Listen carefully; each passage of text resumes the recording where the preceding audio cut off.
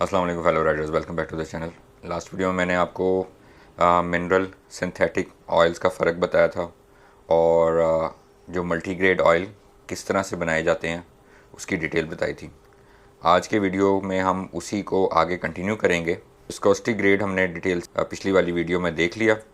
अब हम performance grades की बात करेंगे और उसके बाद जो हम बात करेंगे वो मोटरसाइकिल और मोटर कार के ऑयल में जो डिफरेंसेस होते हैं और जिन डिफरेंट कंडीशंस में उनको काम करना पड़ता है उसके बारे में बात करेंगे। तो आइए चलते हैं आज की वीडियो की तरफ। अब इसमें आपको ये लेटर नज़र आ रहा है API-SL और इसके अंदर आप ये देख सकते हैं API-SG, SJ और SL। ये क्या होता है? जासो MA2 क्या होता है? अल्ट्रा 40 क्या होता है? सबसे पहले स्टार्ट करते हैं API से। API से मुराद है अमेरिकन पेट्रोलियम इंस्टीट्यूट। ये एक इंटरनेशनल स्टैंडर्ड है और ये तमाम ऑयल्स को, जो आपके इंजन ऑयल्स हो गए चाहे वो किसी और एप्लीकेशन के ऑयल्स हैं, उनको ये उनकी परफॉर्मेंस रेटिंग या परफॉर्मेंस ग्रेडिंग उनकी ये करते हैं। और जो भी कंपनीज़ ऑयल बनाती हैं वो API के साथ अपने आप को स्टैंडर्डाइज करवाती हैं कि उनका ऑयल API के किस स्टैंडर्ड के मुताबिक किस स्टैंडर्ड पे पूरा उतरता है। और इसी तरह कार मैन्युफैक्चरर्स भी अपनी जो गाड़ी के लिए जब ऑयल रिकमेंड करते हैं तो वो एक विस्कोसिटी ग्रेड उसके लिए बताते हैं जिस पे वो इंजन टेस्ट हुआ हुआ है, और दूसरा जो है वो बताते हैं उसका परफॉर्मेंस लेवल जो है वो API है। अब इसके अंदर आपको नज़र आ रहा है कि API के साथ लिखा हुआ है SG, SJ और SL। ये जो S है इसका मुराद है कि ये गैसोलीन इंजन है, यानी पेट्रोल इंजन के लिए ये ऑयल बनाया गया है। अगर यहाँ पे C होगा API के बाद तो जो अल्फ़ाबेट C है उसका मतलब ये है कि ये ऑयल जो है वो डीजल इंजन्स के लिए। अब यहाँ पर आप देख रहे हैं कि ये SG है, SJ है और SL है, यानी सेकंड जो अल्फ़ाबेट है वो G, फिर J, फिर L।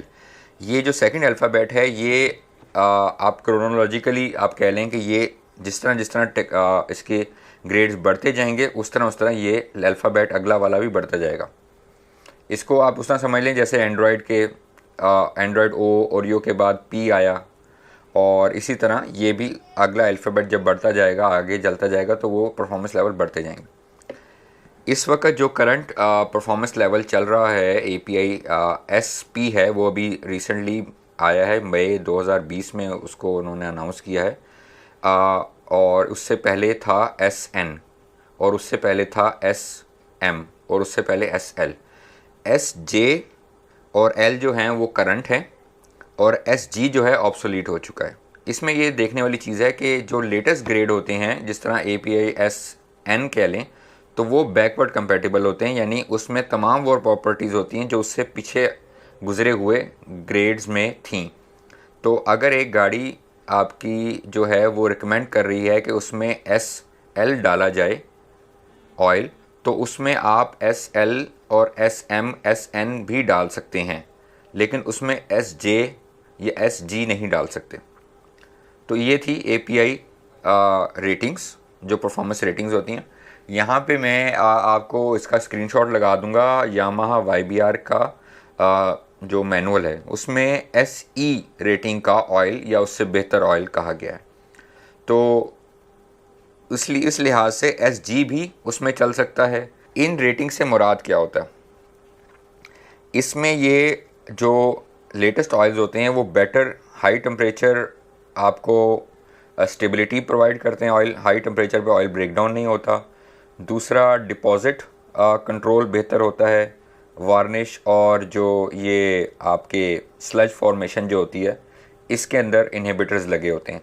ये जो परफॉर्मेंस लेवल्स हैं API जो मैं बात कर रहा हूँ जिनकी, ये बेसिकली इस एरिया को डील कर रहे हैं, एडिटिव एरिया को। बेस ऑयल तो तकरीबन वही होता है। ये जो एडिटिव्स हैं इसके अंदर बाज़ एडिटिव्स वो कम कर रहे हैं, बाज़ एडिटिव्स वो बढ़ा रहे हैं। डिफरेंट्स पहले शुरू में जिंक कंटेंट ज़्यादा होता था पिछले ऑयल्स में, फिर वो जिस तरह ये लेटेस्ट गाड़ियाँ आती गई, फ्यूल इकॉनमी और ये कैटलिटिक कन्वर्टर्स और एनवायरनमेंट की सारी बातें हुई, तो फिर उन्होंने उसमें से जिंक कंटेंट देखा कि जिंक और फास्फोरस जो है जिसे ZTDP कहते हैं, वो एक एंटी वेयर एडिटिव था ZDDP, तो उसको उन्होंने जो है कम करना शुरू किया क्योंकि वो कैटालिटिक कन्वर्टर के साथ उसका रिएक्शन हो रहा था। तो आइए अब हम इस चार्ट की तरफ चलते हैं। जितने भी मोटरसाइकिल ऑयल आप देखेंगे, जिस तरह ये वाला है, इसमें आपको 40 यहाँ लिखा हुआ नज़र आ रहा है। 40 ये आपको हर ऑयल के ऊपर नज़र आएगा। 40 से मुराद यहाँ पर 4 से मुराद जो डिजिट 4 है उससे मुराद ये है कि ये 4 स्ट्रोक इंजन के लिए बनाया जा रहा है। और अगर यहाँ पे 2 लिखा होगा तो उसका मतलब ये 2 स्ट्रोक इंजन के लिए है। ट्रांसमिशन है 4 स्ट्रोक विद ट्रांसमिशन। ट्रांसमिशन के लिए जो इसमें डाला जाता है उसको टेक्नोसिंथेस भी कहा जाते हैं, जो एडिटिव इसमें है। तो आप टेक्नोसिंथेस, इससे आप टी से टेक्नोसिंथेस समझ सकते हैं या टी से आप ट्रांसमिशन समझ लें। तो बेसिकली इसका मतलब ये है कि 4 स्ट्रोक मोटरसाइकिल है जिसके साथ ट्रांसमिशन जो उसके अंदर ही उसी ऑयल ने उस ट्रांसमिशन को भी लुब्रिकेट करना है, कूल। अब तमाम ऑयल जो हैं उनका काम जो है लुब्रिकेट करना है, कूल करना है। और कूलिंग का काम सबसे बड़ा जो है ना वो इस ऑयल का होता है मोटरसाइकिल में, ख़ासतौर पर जिनमें एयर कूल्ड इंजन होते हैं।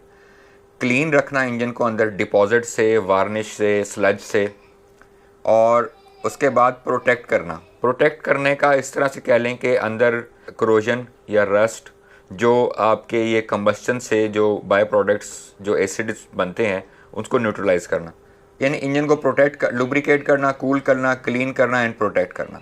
आपको ये 4 स्ट्रोक इंजन की तस्वीर है, 2 स्ट्रोक की ज़रा फ़र्क होती है। इसमें आप देख सकते हैं ये ऊपर वॉल्स हैं, बीच में केम शाफ्ट काम कर रही है, ये पिस्टन है, उसके दरमियान रिंग्स लगे हुए हैं, ये कनेक्टिव रॉड है, ये बिग एंड है, ये स्मॉल एंड है, ये इसका काउंटर वेट है, ये ऑयल है, ये सम्प है, ये पंप लगा हुआ है, स्प्लैश सिस्टम भी है। ये वाला हिस्सा अगर आप गाड़ी की बात करते हैं, गाड़ी के अंदर जो इंजन ऑयल होता है वो सिर्फ इस पोर्शन को डील करता है, इस वाले को और इस वाले को नहीं डील करता। बाइक में जो ऑयल है उसने इंजन को भी लुब्रिकेट, कूल, क्लीन, प्रोटेक्ट करना है। ट्रांसमिशन को, जो गेयर बक्सा है, उसको भी लुब्रिकेट, कूल, क्लीन, प्रोटेक्ट करना है। और क्लच प्लेट को, ये क्लच प्लेट है, इसको भी उसने कूल, क्लीन और प्रोटेक्ट करना है। लुब्रिकेट इसको नहीं करना होता। यहाँ पे मेन फंक्शन ऑयल का जो है वो कूलिंग होता है। मोटरसाइकिल के अंदर क्योंकि यहाँ पर भी आपको रोलर बेरिंग्स लगे होते हैं, बाकी जो शाफ्ट्स वगैरह उसमें भी रोलर बेरिंग्स होते हैं, तो इसमें रोलर बेरिंग्स का इस्तेमाल ज़्यादा होता है। उन दोनों की लुब्रिकेटिंग जो रिक्वायरमेंट्स है रोलर बेरिंग की और शेल बुशेस की, जो बेरिंग्स की, वो डिफरेंट होती है। इसलिए उनके अंदर डिफरेंट किस्म के सेट ऑफ एडिटिव्स डले होते हैं। वो ज़्यादा पतला ऑयल होता है, एनर्जी कंजर्विंग और इस तरह की चीज़ें ज़्यादा हो गई। ये रास्ते कब जुदा हुए? 1998 तक मोटरसाइकिल और गाड़ी के ऑयल्स सब एक जैसे थे, जासो और ये स्टैंडर्ड्स अभी नहीं आए थे। तो उसके बाद जब आई एनवायरनमेंट की बात और एनवायरनमेंट के साथ आई फ्यूल इकॉनमी की बात, फ्यूल इकॉनमी के साथ बात आई एमिशंस की और ये सारा कुछ, तो फिर जो है ना वो उनके अंदर गाड़ियों के ऑयल के अंदर डिफरेंट किस्म के फ्रिक्शन मॉडिफायर्स जो हैं वो एडिटिव्स डाले गए, जिसकी वजह से वो ऑयल्स जो हैं वो मोटरसाइकिल के लिए सूटेबल नहीं रहे। आप ऐसी जगह पे हैं जहाँ पे आपको मोटरसाइकिल का ऑयल नहीं मिल रहा, आप सेफली ये काम कर सकते हैं कि गाड़ी का ऑयल अगर आपको डालना पड़ जाता है मोटरसाइकिल में, तो SG ग्रेड से नया ऑयल ना डालें, SJ या SL ना डालें गाड़ी वाला। SG ऑयल्स अवेलेबल होते हैं, वो फ्रिक्शन मॉडिफाइड नहीं होते, वो वाला आप उसमें ग्रेड डाल लें। यहाँ पे फ़र्क क्या है? एक ट्रक का इंजन जो है वो 2 से 3000 RPM पे मैक्स पावर बनाता है, गाड़ी का इंजन 5 से 6000 RPM पे मैक्स पावर बनाता है। यहाँ लेकिन मोटरसाइकिल का इंजन जो है वो 10,000 RPM पे, 9,000 RPM पे पीक पावर जनरेट करता है। बाज़ औक़ात जो हाई परफॉर्मेंस मोटरसाइकिल है वो इवन के 15,000 RPM तक उनका इंजन जाता है। और मोटरसाइकिल के इंजन जो हैं उसमें पावर डेंसिटी बहुत ज़्यादा होती है, यानी छोटा इंजन है और उसने पावर बनानी है तो वो RPM के थ्रू पावर जनरेट करता है। ये बेसिकली उसकी वजह से ये सारे जो कंपोनेंट्स हैं उनके ऊपर स्ट्रेस आता है, जिसकी वजह से टेम्परेचर भी बहुत ज़्यादा होता है और टेम्परेचर की वजह से ये जो एरिया है पिस्टन वाला, इसके नीचे जो है वो ऑयल जाके लगता है और वो बर्न होना शुरू हो जाता है। बर्न होता है जिसकी वजह से डिपॉजिट्स बनते हैं, डिपॉजिट बनने की वजह से वो हीट ट्रैप होता है, हीट ट्रैप की वजह से वो ज़्यादा गर्म हो सकते हैं। तो इन ऑयल्स के अंदर स्पेशल डिटर्जेंट्स और डिस्पर्सेंट्स बने होते हैं। डिटर्जेंट्स का मतलब ये है कि ये जो क्रैंक केस के अंदर डिपॉजिट्स बन रहे हैं या लगे हुए हैं उनको, और जो इस जगह बन रहे हैं उनको अपने अंदर समेट लेना, यानी ऑयल आपका काला हो जाएगा। तो और डिस्पर्सेंट का मतलब ये है कि वो जो डिपॉजिट्स हैं वो चिपकेंगे नहीं, वो सारी जगह यहाँ पर एक लेयर बन जाएगी और वो बॉडी के साथ जो है वो डिपॉजिट्स जो हैं और स्लज जो है वो चिपकेगी नहीं बॉडी पार्ट्स के साथ। इंजन क्रैंक, इसको क्रैंक केस कहा जाता है उसके अंदर। अब लोग कहते हैं ऑयल बहुत जल्दी काला हो गया, ये है, तो उसकी रीज़न एक ये भी है कि ऑयल अगर काला है तो उसमें परेशानी वाली बात नहीं है। इसमें मोटरसाइकिल के अंदर इसलिए हम ज़रा ऑयल जल्दी ड्रेन करते हैं क्योंकि इसके अंदर जो है वो मल्टीपल चीज़ें, गाड़ी का ऑयल जो है आप 4-5 हज़ार किलोमीटर पे चेंज करते हैं, मोटरसाइकिल में आप ये नहीं करते क्योंकि उसने 3 जगह से डिपॉजिट्स उठाने और उसको अपने अंदर रखना है, तो इसलिए हम जल्दी थे।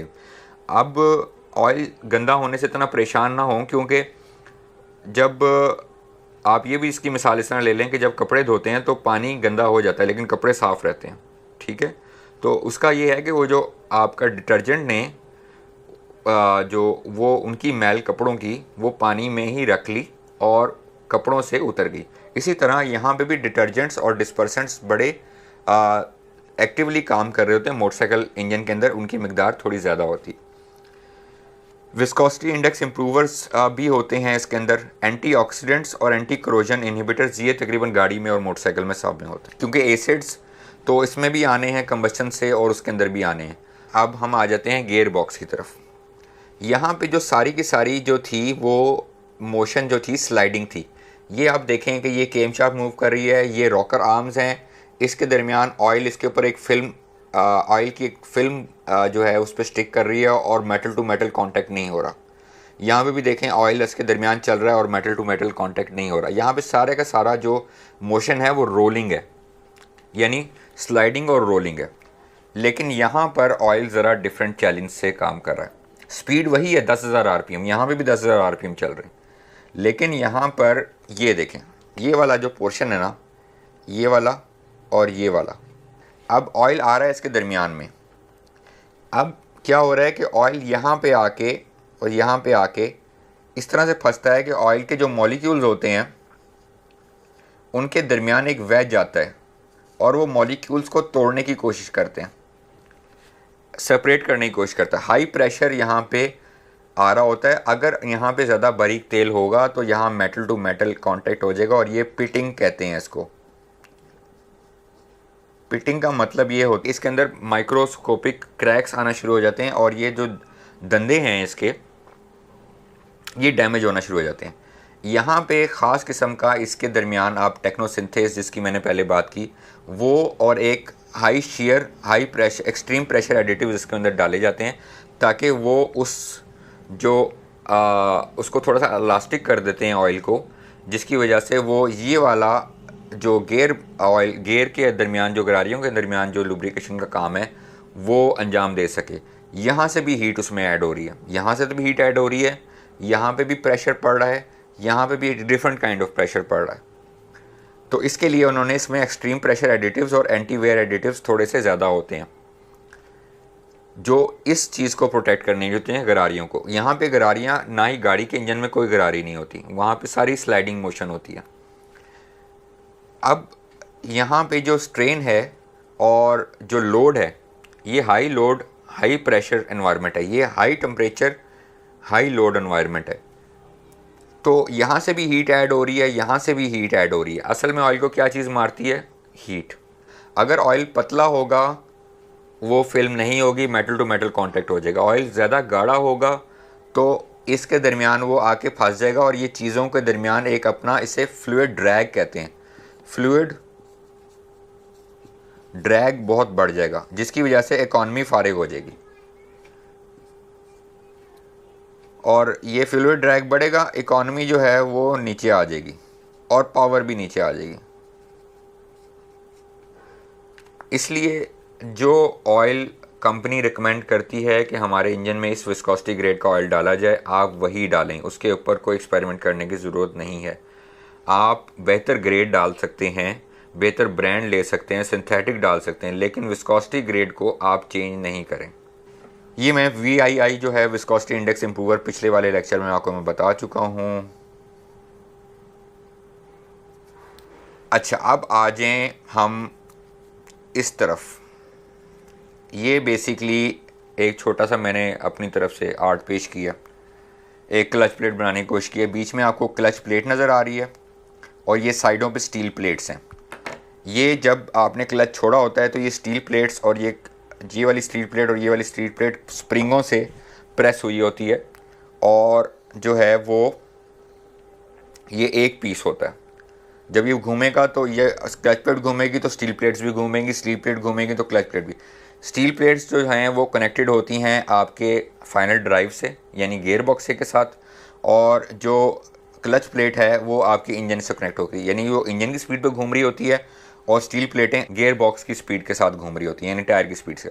जब ये क्लच आप छोड़ रहे होते हैं दोनों एक ही स्पीड से चल रहे होते हैं। जब आप क्लच दबा लेते हैं तो ये चीज़ें थोड़ी सी अलहदा हो जाती हैं। अब आपकी स्पीड जो है वो इंजन वाली स्पीड वही रही, क्लच प्लेट उसी तरह घूम रही है, स्टील प्लेटें जो हैं वो स्लो हो गई हैं, यानी वो रुक गई हैं। गाड़ी अगर आपने बाइक रोक ली है तो स्टील प्लेटें वहीं खड़ी हैं और जो है क्लच प्लेट घूम रही है। अब वो आपस में फ्रिक्शन नहीं है उनकी, दूर हुए हुई। इसके दरमियान जो फंक्शन है वो स्लिप और ग्रिप का है। जब हम क्लच दबा देते हैं स्लिप चलता है और जब हम छोड़ देते हैं तो उसने ग्रिप करना होता है। यहाँ पे ये चीज़ आती है जासो।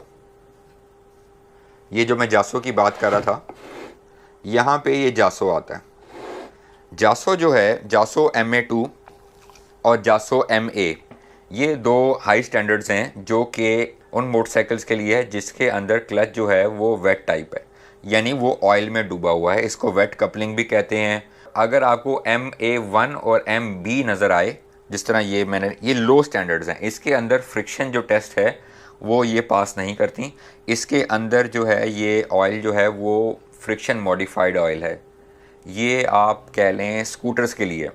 स्कूटर्स के अंदर बेसिकली CVT होती है, continuously variable transmission, belt driven होती हैं, वो ट्रांसमिशन उससे अलग होती है, वो ऑयल ट्रांसमिशन और क्लच में यूज़ नहीं होता। तो वहाँ पर एक उसके अंदर फ्रिक्शन मॉडिफायर्स यानी फ्रिक्शन को कम करने के एडिटिव्स डाले जाते हैं। तो उससे ये होता है कि इकॉनमी बहुत बेहतर हो जाती है, और क्योंकि क्लच उस तरह से वो वेट नहीं होता तो वो स्लिप वाला मसला भी नहीं होता। फ़ायदा उसका ये है वेट क्लच का कि ये थोड़ा सा लॉन्ग लास्टिंग होता है, क्योंकि ये ऑयल में डूबा होता है, इसकी ज़रा वियर टीयर ज़रा कम होती है, ज़रा लॉन्ग लास्टिंग होता है। 40-50 हज़ार किलोमीटर भी अगर सही तरह क्लच यूज़ हो तो वो चल जाता है, कुछ नहीं होता उसको। इसका नुकसान ये होता है कि जो क्लच की वियर एंड टीयर होती है, जो पार्टिकल्स इसकी सरफेस से जो ख़त्म हो रहे होते हैं वो भी ऑयल में शामिल हो रही है। यहाँ से जो छोटी मोटी वियर एंड टीयर हो रही है वो भी इस ऑयल में शामिल हो रही है। यहाँ से जो इसके दरमियान कंबस्शन के जो बाय प्रोडक्ट्स आ रहे हैं वो भी ऑयल में शामिल हो रहे हैं, जो ऑयल की विस्कोसिटी को चेंज कर रहे हैं। उसके दरमियान जो एंटी वेयर एडिटिव्स हैं और जो डिफरेंट किस्म के एंटीऑक्सीडेंट और डिटर्जेंट डिस्पर्सेंट्स हैं, उनकी लाइफ भी पूरी हो रही है क्योंकि वो यूज़ हो रहे हैं। तो वो बाइक में ऑयल फ़िल्टर होना ज़रूरी है। मैं जिन इंजन्स के अंदर ऑयल फ़िल्टर वो फिलामेंट वाला वो होता है तो वो बेहतर ही मैं समझूंगा कि वो ज़्यादा बेहतर परफॉर्म कर सकते हैं, जिस तरह GS में है। YBR में ऑयल फ़िल्टर नहीं है। होंडा 125 में भी वो वाला फिलामेंट वाला ऑयल फ़िल्टर नहीं है। इनमें सेंट्रीफ्यूगल ऑयल फ़िल्टर यूज़ होते हैं जो कि इस शाफ्ट के साथ जुड़े होते हैं, क्रैंक केस के साथ, क्रैंक शाफ्ट के साथ जुड़े होते हैं, और वो बड़ी तेज़ी से घूम रहे होते हैं क्योंकि क्रैंक शाफ्ट भी तो जितनी स्पीड से ये घूम रही है उतनी स्पीड से वो घूम रही होती है। तो उसके दरमियान वो ऑयल जाता है और वो तेज़ी से घूम रहा होता है, एक बड़ा सा दायरा होता है, प्लेट सी होती है, तो उसके दरमियान ऑयल तेज़ी से घूमता है, तो वो सारा जो उसमें जो पार्टिकल्स होंगे वो ना आउटर साइड के ऊपर जो है वो चिपक जाएंगे। तो ये थी जी आज की वीडियो जिसमें मैंने आपको परफॉर्मेंस API परफॉर्मेंस ग्रेड्स के बारे में बताया, और जो मोटरसाइकिल से रिलेटेड परफॉर्मेंस लेवल्स और जासो और 4T है उसके बारे में आपको थोड़ा बहुत पता चल गया होगा, और जो मोटरसाइकिल और मोटर कार ऑयल की डिफरेंट रिक्वायरमेंट्स हैं उस हिसाब से मैंने आपको कोशिश करी है कि मैं आपको ब्रीफ़ कर दूं। नेक्स्ट वीडियो में मैं जो चंद ऑयल जो मैंने यूज़ किए हैं और जो मार्केट में अवेलेबल हैं उनकी डाटा शीट्स को मैं कंपेयर करूंगा और आपको बताऊंगा कौन सा ऑयल बेहतर है। चलें मिलते हैं अगली वीडियो में। खुदा हाफिज़।